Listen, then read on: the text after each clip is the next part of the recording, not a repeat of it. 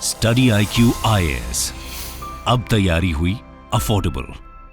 दोस्तों, जब भी हम भारत का किसी दूसरी कंट्री या इकोनॉमी के साथ सोशियो इकोनॉमिक इंडिकेटर्स पर कंपैरेटिव एनालिसिस करते हैं तो एक टर्म हमेशा हमारे सेंटर ऑफ डिस्कशन में रहा करता है। वो टर्म है जीडीपी या जीडीपी ग्रोथ रेट। ऐसा इसलिए क्योंकि जीडीपी किसी देश की इकोनॉमी साइज और इकोनॉमिक पावर का सबसे एक्यूरेट इंडिकेटर होता है और जीडीपी ग्रोथ रेट उस इकोनॉमी की हेल्थ को एनालाइज करने का बेस्ट टूल। हालांकि किसी देश की इकोनॉमिक पावर, साइज या हेल्थ को कई डिफरेंट फैक्टर्स के बेसिस पर परखा जा सकता है, जैसे वहां मौजूद गरीबों की संख्या, देश के पास मौजूद संसाधन यानी रिसोर्सेज, उस देश में इंफ्रास्ट्रक्चर का लेवल, जीडीपी पर कैपिटा इत्यादि। ऐसा ही एक अन्य पैरामीटर है जो आज गवर्नमेंट पॉलिसी से लेकर सोसाइटल डिस्कशंस तक चर्चा का मुद्दा बना रहता है, जिसे हम अनएम्प्लॉयमेंट या बेरोजगारी के नाम से जानते हैं। एम्पिरिकल स्टडीज बताती हैं कि इकोनॉमिक ग्रोथ और जॉब क्रिएशन के साथ पॉजिटिवली एसोसिएट करती हैं, यानी किसी देश की इकोनॉमिक ग्रोथ और वहां पैदा हो रही जॉब अपॉर्चुनिटीज के बीच एक डायरेक्टली प्रोपोर्शनल रिलेशन देखने को मिलता है। इसके तहत जैसे जैसे किसी देश की इकोनॉमी ग्रो होती है वैसे वैसे वहां लोगों के लिए नई जॉब अपॉर्चुनिटीज भी क्रिएट होती हैं। लेकिन ये रिलेशन 100% एक्यूरेट नहीं है। थ्योरेटिकली ऐसा कहा जा सकता है कि अगर किसी देश की इकोनॉमी ग्रो कर रही है तो वहां जॉब क्रिएशन भी प्रोपोर्शनल स्पीड से ग्रो होती है, लेकिन प्रैक्टिकली ऐसा हर बार नहीं होता। इसके कई सारे कारण हो सकते हैं, जैसे इकोनॉमिक ग्रोथ के बावजूद देश में स्किल एजुकेशन की कमी, इन्वेस्टर्स का नए यूनिट्स में इन्वेस्ट ना करना या कुछ और, जो उस देश में बेरोजगारी या अनएम्प्लॉयमेंट को बढ़ा देती है। ऐसे में इस तरह की सिचुएशन जहां इकोनॉमिक ग्रोथ के बावजूद अनएम्प्लॉयमेंट दिन ब दिन बढ़ रहा हो, उसे जॉबलेस ग्रोथ टर्म से डिनोट किया जाता है। आज ये समस्या हमारे देश की एक मैक्रो इकोनॉमिक रियलिटी है और इकोनॉमिक डिस्कशंस और पॉलिसीज की एक की प्रॉब्लम भी है। आज के हमारे वीडियो डिस्कशन में हम इसी जॉबलेस ग्रोथ फिनोमिनन पर बात करने वाले हैं, जो देश के एक बड़े राज्य की मेजर प्रॉब्लम बनती जा रही है। वो राज्य जो ईयर 1966 में स्टैब्लिश हुआ भारत का 20th स्टेट था। वो राज्य जो भारत को medal winning sports person provide करने में सबसे आगे है। हम बात कर रहे हैं उस स्टेट की जहां की पॉपुलर कलनरी इमेजिनेशन खुद कहती है, दूध दही का खाना यो मेरा हरियाणा। एक तरफ जहां पिछले कई वर्षों से हरियाणा एक स्टडी ग्रोथ को रजिस्टर कर रहा है, तो वहीं दूसरी तरफ continuously rising unemployment state government के लिए एक चैलेंज बना हुआ है। एक तरफ जहां हरियाणा को लगातार फास्टेस्ट ग्रोइंग इंडियन स्टेट की लिस्ट में ऊपर की ओर देखा जा सकता है, तो वहीं दूसरी तरफ हाईएस्ट अनएम्प्लॉयमेंट रेट वाली लिस्ट में भी हरियाणा भारत में टॉप कर रहा है। ऐसे में सवाल है कि आखिर हरियाणा की इस जॉबलेस ग्रोथ पैराडॉक्स का सच क्या है? आइए जानते हैं। इसी साल की शुरुआत में रिलीज हुए इकोनॉमिक सर्वे ऑफ हरियाणा के अनुसार फाइनेंशियल ईयर 2022-23 में हरियाणा की जीएसडीपी करंट प्राइसेस पर 9.94 लाख करोड़ एस्टिमेट की गई है, जो 2021-22 की तुलना में 14.2% ग्रो हुई। वहीं कांस्टेंट प्राइसेस पर जीएसडीपी 6.08 लाख करोड़ एस्टिमेट की गई थी, जो लास्ट फाइनेंशियल ईयर की तुलना में 7.1% ज्यादा थी। जब 1 नवंबर 1966 में हरियाणा स्टेट का फॉर्मेशन हुआ तो हरियाणा की इकोनॉमी मेनली एग्रेरियन थी, जहां 4th 5-year प्लान के शुरुआती साल में यानी ईयर 1969-70 के बीच हरियाणा की जीएसडीपी में एग्रीकल्चर और अलाइड सेक्टर का कंट्रीब्यूशन 60.7% था। वहीं स्टेट में सर्विस सेक्टर 21.7% और इंडस्ट्रियल सेक्टर 17.6% कंट्रीब्यूट करता था। वहीं 1969-70 से 2006-07 तक यानी 37 इयर्स में इंडस्ट्री और सर्विस सेक्टर ने एग्रीकल्चर और अलाइड सेक्टर से ज्यादा एनुअल ग्रोथ रजिस्टर की। इसके चलते राज्य का सर्विस और इंडस्ट्रियल सेक्टर तेजी से ग्रो हुआ। लेकिन 2007 के बाद से हरियाणा की इकोनॉमी के स्ट्रक्चरल ट्रांसफॉर्मेशन को सही मायने में रफ्तार सर्विस सेक्टर की हायर ग्रोथ ने ही प्रोवाइड की, जिसके चलते किसी समय ग्रोथ के लिए एग्रेरियन एक्टिविटीज पर डिपेंड करने वाला ये राज्य महाराष्ट्र और गुजरात जैसे राज्यों की तरह एक्सपोनेंशियली ग्रो करने लगा। यही कारण है कि आज हरियाणा जीडीपी के मामले में देश का 11वां सबसे बड़ा राज्य बनकर उभरा है, जिसमें यहाँ के सर्विस सेक्टर ने एक प्रोमिनेंट रोल प्ले किया है, जो करंटली स्टेट के जीएसडीपी का 50% कंट्रीब्यूट करता है। लेकिन हरियाणा की ये ग्रोथ सिर्फ जीएसडीपी तक ही सीमित नहीं है, बल्कि पर कैपिटा इनकम के मामले में भी इस राज्य ने जबरदस्त ग्रोथ रजिस्टर की, जिसे पर कैपिटा इनकम भी कहते हैं। यह आंकड़ा प्रति व्यक्ति द्वारा अर्न की गई एवरेज एनुअल इनकम को दर्शाता है। 1966 में हरियाणा की पर कैपिटा इनकम मात्र 608 रुपए थी, जो आज कई गुना बढ़ चुकी है। जुलाई 2023 में ministry of statistics and programme implementation के द्वारा published per capita net state domestic product में हरियाणा का भारत में तेलंगाना और कर्नाटक के बाद तीसरा स्थान है, जहां तेलंगाना की per capita income at current prices 3.08 lakh है, कर्नाटक की 3.01 लाख है, तो वहीं हरियाणा की 2.96 लाख है। वहीं पर capita net state domestic product at constant prices के हिसाब से हरियाणा देश में पहले नंबर पर है। हरियाणा की per capita income at constant prices है 1.82 लाख, जबकि 2022-23 में भारत की पर capita net national income at constant prices 98,374 rupees थी। अगर देश की जीडीपी में हरियाणा के योगदान की बात करें तो 2022-23 में कांस्टेंट प्राइसेस पर नेशनल जीडीपी में हरियाणा की जीएसडीपी का शेयर करीब 4% था। ऐसे में सवाल है कि जब हरियाणा में स्टेडी ग्रोथ के साथ साथ लोगों की पर कैपिटा इनकम भी बढ़ रही है, तो फिर यहाँ जॉबलेस ग्रोथ या अनएम्प्लॉयमेंट के बढ़ने के क्या कारण हैं? क्योंकि centre for monitoring Indian economy CMIE की जनवरी 2023 में पब्लिश हुई रिपोर्ट के मुताबिक हरियाणा का अनएम्प्लॉयमेंट रेट 37.4% है, जो इंडिया में इसे हाईएस्ट अनएम्प्लॉयमेंट रेट वाला स्टेट बनाता है। सिमिलरली NSO द्वारा published periodic labour force survey जनवरी मार्च 2023 के अकॉर्डिंग भारत में 15 इयर्स प्लस एज वाले ग्रुप में अनएम्प्लॉयमेंट रेट 6.8% था, लेकिन यहाँ भी हरियाणा 9% के साथ इंडियन एवरेज से ज्यादा अनएम्प्लॉयमेंट रेट से आगे बढ़ रहा है। ऐसे में इस बात में कोई दो राय नहीं है कि हरियाणा मैसिव अनएम्प्लॉयमेंट से जूझ रहा है। आइए जानते हैं कि क्या है वो की प्रॉब्लम्स जिन्होंने हरियाणा में अनएम्प्लॉयमेंट रेट को यूं आसमान पर पहुंचाया हुआ है। दोस्तों, यूपीएससी की तैयारी करने के लिए आपको बहुत सारे ऑनलाइन बैचेस मिलेंगे, पर आखिरकार क्यों स्टडी IQ का UPSC prelims to interview live batch उसमें से बेस्ट है? दोस्तों, इन बैचेस में आपको 1000+ आवर्स का लाइव कंटेंट डिलीवर किया जाएगा। आपकी तैयारी को पिन पॉइंट फोकस रखने के लिए क्रिस्प नोट्स दिए जाएंगे। किसी भी समय आपके डाउट्स को क्लियर करने के लिए 1-to-1 मेंटोरशिप का फीचर भी आपके पास रहेगा। प्रीलिम्स के लिए प्रैक्टिस क्वेश्चंस, मेंस के आंसर राइटिंग प्रैक्टिस, और उसके बाद जो भी स्टूडेंट्स प्रीलिम्स 2024 क्लियर करेंगे उन्हें स्टडी IQ कैंपस में बुलाकर अगले 4 महीनों के लिए मेंस रेसिडेंशियल प्रोग्राम के अंडर रिगरस प्रिपरेशन कराई जाएगी बिना किसी एडिशनल कॉस्ट के। और दोस्तों, ये सब कुछ आपको मिलेगा मात्र और मात्र 29,999 के सुपर डिस्काउंटेड प्राइस पे, अगर आप AG live coupon code use करते हैं। दोस्तों, 22 सितंबर को स्टडी IQ के prelims to interview batches English और हिंदी लैंग्वेज में लॉन्च होने जा रहे हैं, जिनमें क्लासेस की टाइमिंग इवनिंग 6 PM रहेगी। तो आप भी AG live coupon code use करिए और पूरे देश के यूपीएससी एस्पिरेंट्स के साथ कहिए कि अब तैयारी हुई अफोर्डेबल स्टडी IQ के साथ। इन बैचेस से रिलेटेड सभी इंपॉर्टेंट लिंक्स आपको डिस्क्रिप्शन और पिन्ड कमेंट में मिल जाएंगी।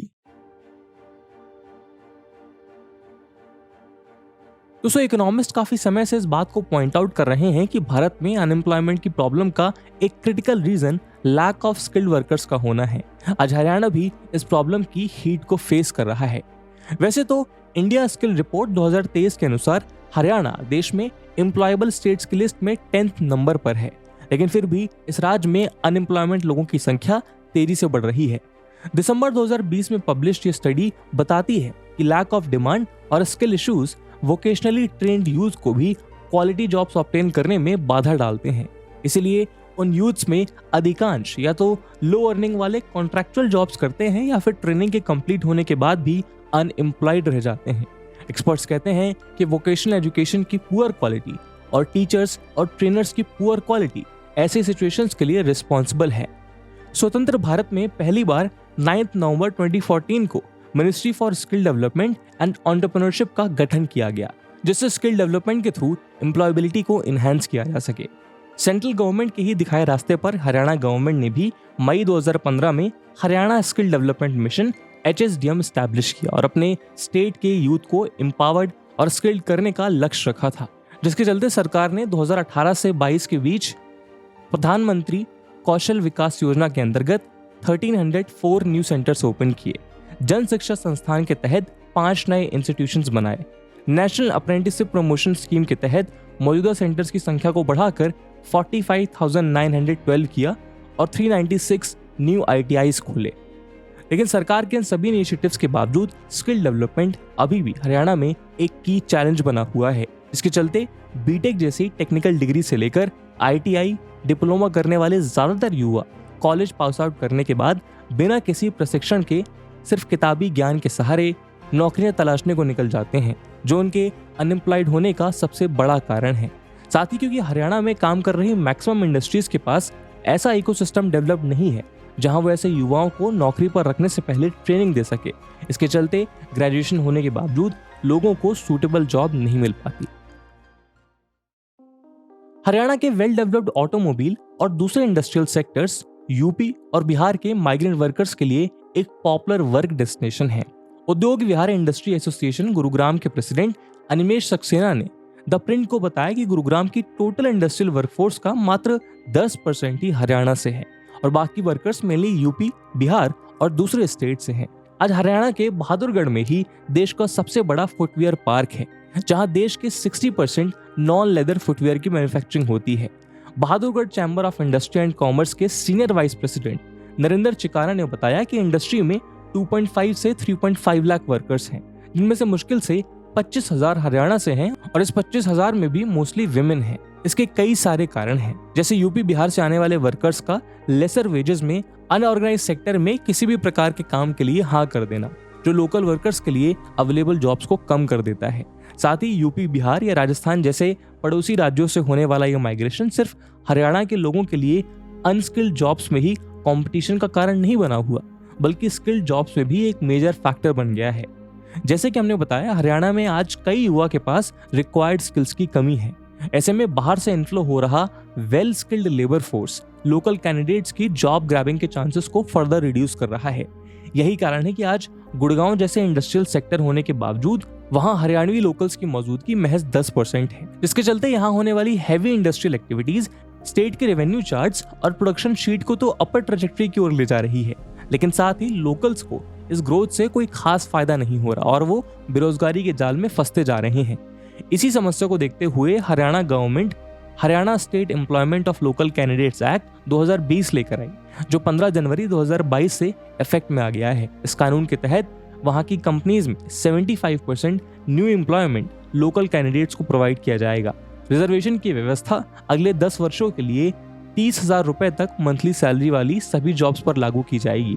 हालांकि एक्सपर्ट्स का मानना है कि अभी इस एक्ट के पॉजिटिव रिजल्ट्स आने में काफी समय लगेगा और हरियाणा की ये जॉबलेस ग्रोथ ऐसी ही बनी रहेगी। दोस्तों, हाल ही में अगस्त 2023 में एक न्यूज पोर्टल ने इस लॉ के इम्पैक्ट को समझने के लिए एक फील्ड रिपोर्ट की, जिससे न सिर्फ इस लॉ को लेकर ग्राउंड सेंटिमेंट समझने में मदद मिली, बल्कि हरियाणा में अनएम्प्लॉयमेंट यूथ के इंटरनल स्ट्रगल का भी एक महत्वपूर्ण पहलू उभर कर सामने आया। इस न्यूज आर्टिकल में कहा गया कि हरियाणा हमेशा से ही एक एग्रीकल्चरल सोसाइटी रही है। इस वजह से अनएम्प्लॉयमेंट रहने के बावजूद भी हरियाणवी यूथ का कल्चर और माइंडसेट कुछ ऐसा है कि वो फैक्ट्रीज में ब्लू कॉलर जॉब नहीं करना चाहते हैं। अब ऐसा होने के कई रीजंस हैं, जैसे हरियाणा में गवर्नमेंट जॉब सेंट्रिक माइंडसेट का होना। ये गवर्नमेंट जॉब सेंट्रिक माइंडसेट आज हरियाणा की कई फैमिलीज का टॉप मोस्ट एजेंडा बन गया है, जहां फैमिलीज अपने बच्चों को 30,000 की प्राइवेट जॉब करने के बजाय 18 से 20,000 की गवर्नमेंट जॉब की तैयारी करने के लिए पुश करते हैं। यही कारण है कि आज यहाँ यूथ का एक सिग्निफिकेंट हिस्सा प्राइवेट इंडस्ट्रियल एम्प्लॉयमेंट में इंटरेस्टेड नहीं है और गवर्नमेंट जॉब्स के लिए प्रिपेयर कर रहे हैं। लेकिन क्योंकि गवर्नमेंट जॉब्स की सप्लाई जॉब्स की डिमांड से बहुत कम है, इसलिए वो युवा जो जॉब्स के लिए वेल क्वालिफाइड भी है, उनका जॉब पार्टिसिपेशन 0 रहता है, जो हरियाणा में हाई वॉलंटरी अनएम्प्लॉयमेंट का मेन कारण है। वॉलंटरी अनएम्प्लॉयमेंट एक ऐसी सिचुएशन को कहा जाता है जहां एक व्यक्ति की बेरोजगारी का कारण इकोनॉमी में जॉब्स की अनअवेलेबिलिटी नहीं, बल्कि उसकी पर्सनल चॉइस होती है। साथ ही गवर्नमेंट जॉब्स में कमी, गवर्नमेंट एग्जाम्स का टाइमली कंडक्ट ना होना और पेपर लीक जैसी समस्या इस पूरे इश्यू को और गंभीर बना रही है। हरियाणा के डिप्टी सीएम श्री दुष्यंत चौटाला कहते हैं कि वो एक्सेप्ट करते हैं कि कोविड के कारण हालिया वर्षों में हरियाणा पब्लिक सर्विस कमीशन और हरियाणा सर्विस सिलेक्शन कमीशन समय रहते एग्जाम्स कंडक्ट नहीं करा पाए हैं और गवर्नमेंट जॉब्स में निश्चित रूप से एक बैकलॉग है जिसे जल्द ही पूरा किया जाएगा। दोस्तों, सरकारी नौकरियों का कम होना तो अनएम्प्लॉयमेंट का एक क्रिटिकल एस्पेक्ट है ही, लेकिन जब इन सरकारी नौकरियों के लिए कंडक्ट कराए जा रहे एग्जाम्स के पेपर लीक हो जाते हैं, ऐसे में रिक्रूटमेंट में ट्रांसपेरेंसी नहीं रहती, तो ये बेरोजगारी की स्थिति को और गंभीर और अंधकारमय बना देते हैं। गवर्नमेंट रिक्रूटमेंट में करप्शन और इनएफिशिएंसी तो हमें कई स्टेट्स के रिक्रूटमेंट प्रोसेस में देखने को मिलती है, लेकिन हरियाणा में इसका स्तर कुछ अलग ही है। हालिया वर्षों में आए दिन किसी न किसी एग्जाम का पेपर लीक होना यहाँ एक सामान्य घटना हो चुका है। जहां गवर्नमेंट ऑफिशियल से लेकर लोकल माफिया की रोल प्ले करते हैं। एक रिपोर्ट बताती है कि 2021 में हरियाणा में 20 से ज्यादा पेपर लीक के मामले सामने आए थे।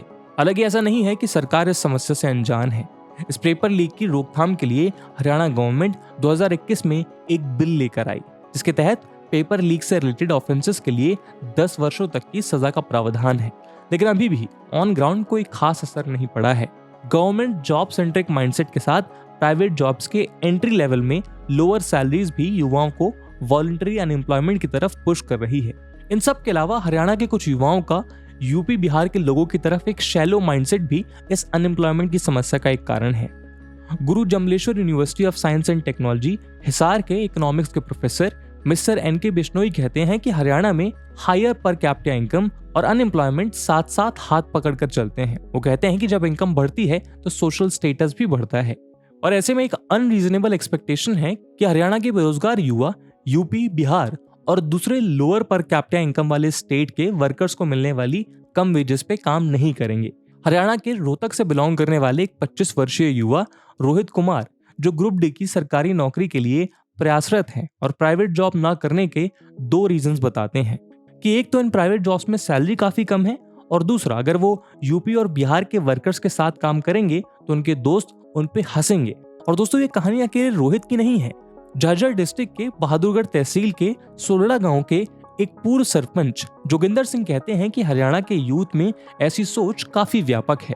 वो कहते हैं कि हमारे बच्चे फैक्ट्री में जॉब नहीं कर सकते। पहली बात तो 10 से 12 हजार की मंथली पे काफी कम है, और वो सोचते हैं कि जूते बनाने और कपड़े सिलने जैसी जॉब्स उनकी डिग्निटी से काफी नीचे की जॉब्स हैं। और इसी के साथ ही वो यूपी और बिहार के वर्कर्स के साथ काम नहीं करना चाहते, जिन्हें दुर्भाग्य से हरियाणा के कुछ लोकल्स अपने से कमतर समझते हैं, और उनके साथ काम करने की बजाय वो बेरोजगार रहना पसंद करते हैं।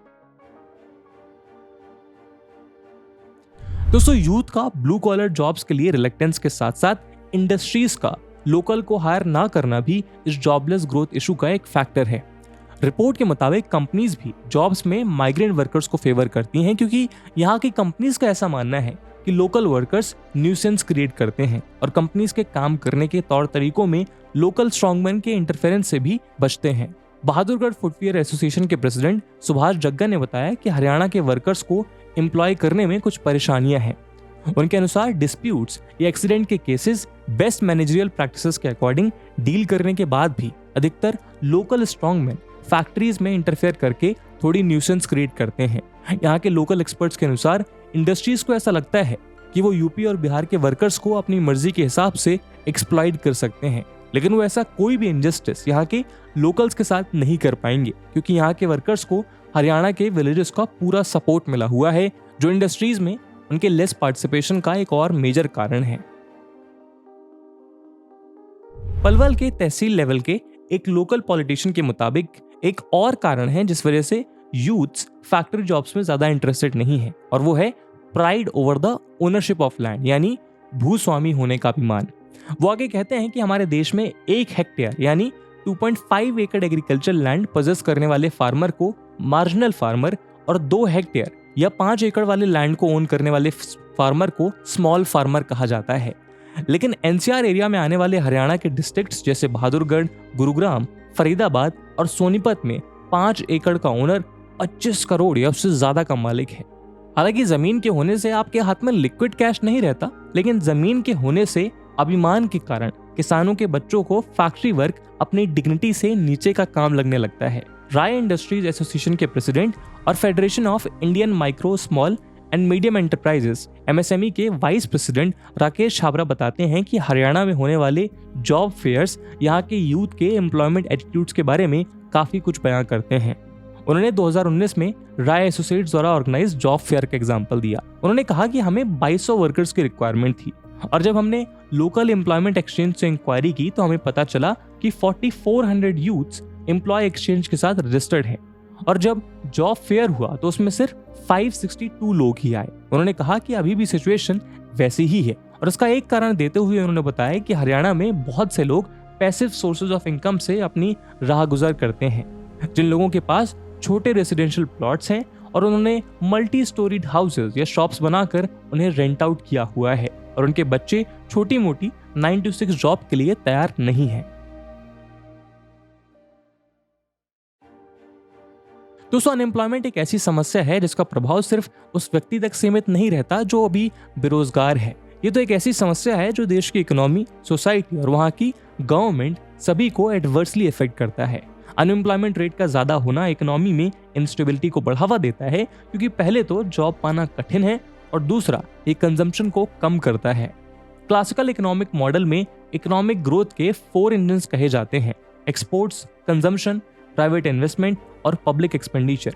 और कंजम्पशन के कम होने पर यानी डिमांड के कम होने पर मार्केट फोर्सेस सप्लाई को कर्टेल करती हैं, जिससे अनएम्प्लॉयमेंट फर्दर इंक्रीज होता है। अनएम्प्लॉयमेंट का इकोनॉमी पे दूसरा बड़ा प्रभाव है जीडीपी का। किसी देश या स्टेट की एक्चुअल जीडीपी और पोटेंशियल जीडीपी के बीच का डिफरेंस जीडीपी गैप कहलाता है। पोटेंशियल जीडीपी वो जीडीपी है जब सभी रिसोर्सेज को मोस्ट इफेक्टिवली यूज किया जा रहा हो। हरियाणा की इकोनॉमी की उड़ान तो हमने देखी है, लेकिन इस बात से भी बिल्कुल इनकार नहीं किया जा सकता कि अगर हरियाणा इन बेरोजगार युवाओं के श्रम, कौशल और शक्तियों को एक उचित स्थान दे पाने में कामयाब हो जाता है तो वो उड़ान कहीं और ज्यादा ऊंची होगी। अभी अगस्त 2023 में हरियाणा स्टेट असेंबली के मॉनसून सेशन में गवर्नमेंट ने असेंबली को इन्फॉर्म किया कि 2014 से अभी तक बेरोजगारी के कारण 12 हरियाणवी यूथ ने सुसाइड किया है। और दोस्तों, सुसाइड तो एक एक्सट्रीम स्टेप है, लेकिन जो जिंदा है वो झेलते हैं अपने टूटे हुए सपनों का दंश, और फिर इस बिटर रियलिटी से एस्केप कब उन्हें सब्सटेंस अब्यूज, ड्रग अब्यूज के रास्ते पर लेकर चला जाता है, ये ठीक खुद उन्हें भी नहीं पता।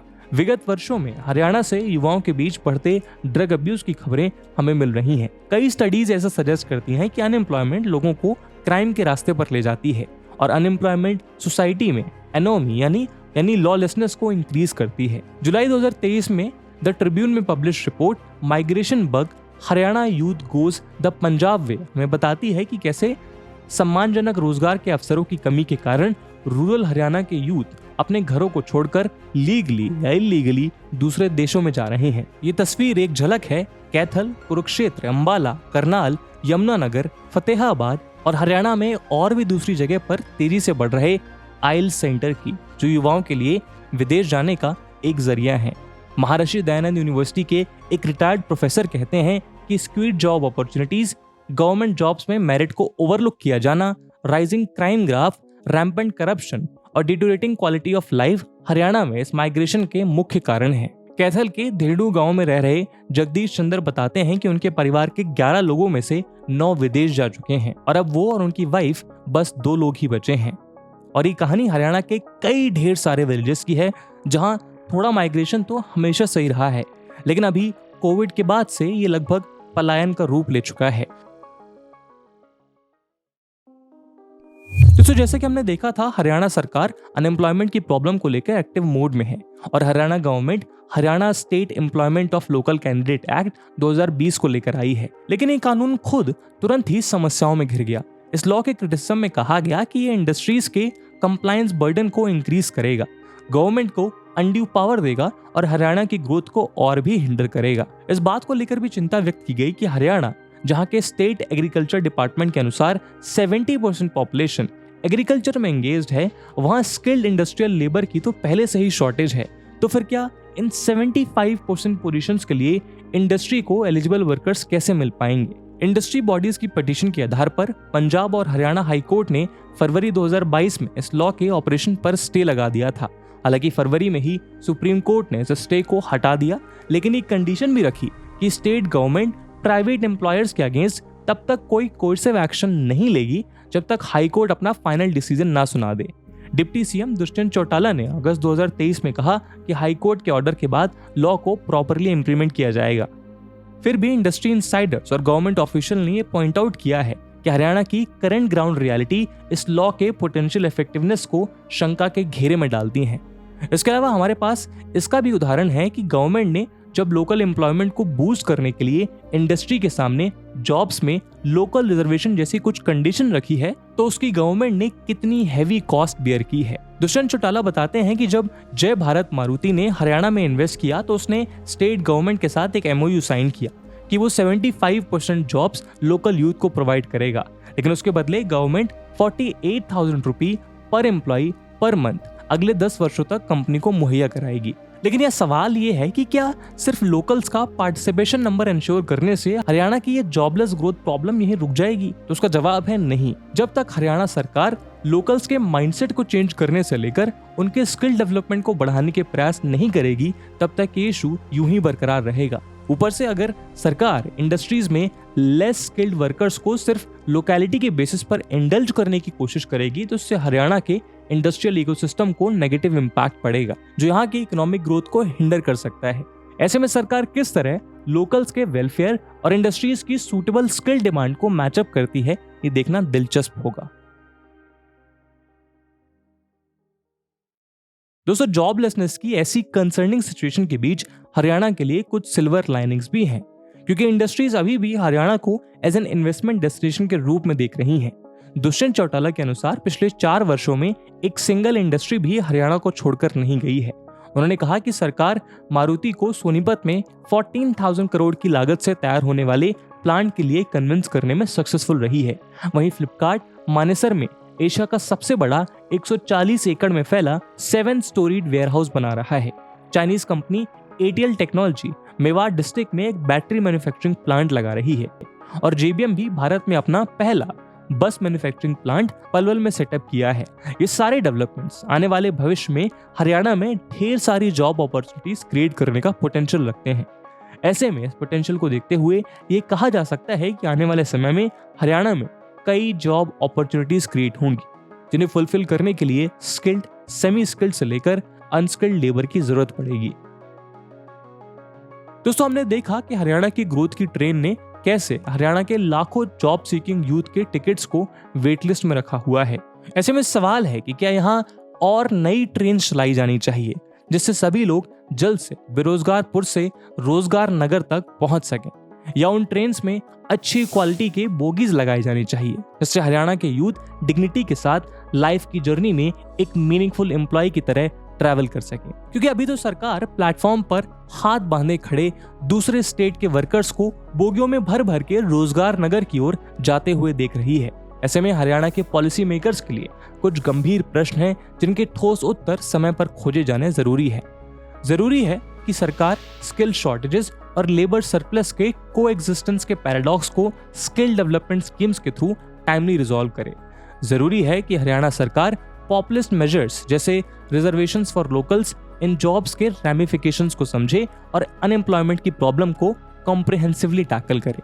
जरूरी है कि हरियाणा अपनी अनएम्प्लॉयमेंट यूथ पावर को चैनलाइज करे और अपनी ग्रोथ को नई ऊंचाइयां दे। जैसे पानीपत में लड़ी गई 3 हिस्टोरिकल बैटल्स ने इंडियन सब कॉन्टिनेंट की दशा और दिशा को पूरी तरह से बदल दिया था, वैसे ही हम आशा करते हैं कि हरियाणा गवर्नमेंट भी अनएम्प्लॉयमेंट के विरुद्ध अपने इस युद्ध को जीते और भारत को भी एक नई सोच, एक नई दिशा दे।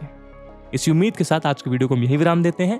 दोस्तों, इस वीडियो की इंपॉर्टेंस यूपीएससी प्रीलिम्स और मेंस में देखते हुए एक सवाल हम आपके लिए छोड़कर जा रहे हैं, जिसको आपको कमेंट सेक्शन में आंसर करना है। And the question is, what are the major factors responsible for jobless growth in India? Comment on the progress made in India in this regard. And with this question my friends, that's it for the video. I hope आपको video पसंद आई होगी, और अगर पसंद आई है तो अपने दोस्तों के साथ शेयर करना मत भूलिएगा। हम मिलते हैं अगले वीडियो में, तब तक के लिए जय हिंद, जय भारत। स्टडी IQ IAS, अब तैयारी हुई अफोर्डेबल।